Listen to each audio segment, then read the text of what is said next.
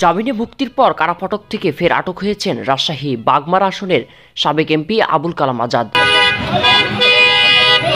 বুধবার রাত ৮টার দিকে তিনি রাজশাহী কেন্দ্রীয় কারাগার থেকে মুক্তি পান। এরপর কারাগার থেকে বেরিয়ে আসার পর প্রধান ফটকের সামনেই জেলা পুলিশের গোয়েন্দা শাখার ডিবির সদস্যরা তাকে আটক করেন। রাত ৮টার দিকে কারাগারের ভেতরে প্রধান ফটক থেকে বের হন আবুল কালাম আজাদ। পরে ডিবি পুলিশের সঙ্গে হেঁটে কারাগারের বাইরে প্রধান ফটকের কাছে আসেন। এ সময় বাইরে অপেক্ষামান ডিবি পুলিশের একটি জিপে তাকে তুলে নেওয়া হয়। গাড়িতে তোলার সময় ছাত্রদল, যুবদল ও মহিলা দলের নেতাকর্মীরা বাধা দেওয়ার চেষ্টা করেন।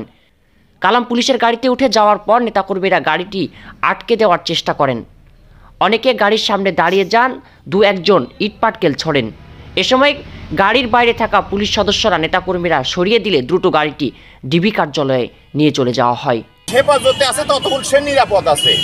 ওর যদি কপাল খুব খারাপ হয় তাহলে জামিনে সে বের হবে। জেলা ডিবি নিয়ে গেছে, ওরে যদি আবার মামলা দিয়ে ভিতরে দেয় তাহলে ভালো। আর বাংলাদেশের কোথাও এখন আওয়ামী লীগের এমপিদের জন্য নিরাপদ না। যদি ডিবি ছেড়ে দেয় তাহলে ওর যদি কপাল খুব খারাপ হয় তাহলে প্রশাসন ছেড়ে দেবে।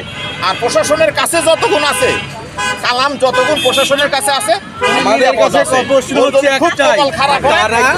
খুব যদি কপাল খারাপ হয় তাহলে কালাম ছাড়া পাবে।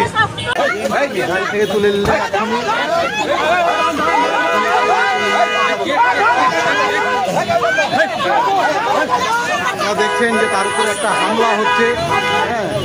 আমরা দেখছি যে গাড়ির উপরে একটা হামলা হচ্ছে।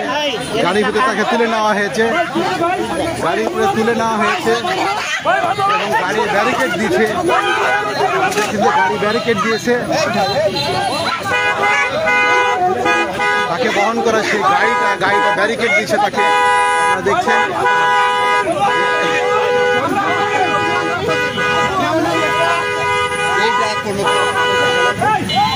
আমাদের গাড়ি নিয়ে দর্শক এই পর্যন্ত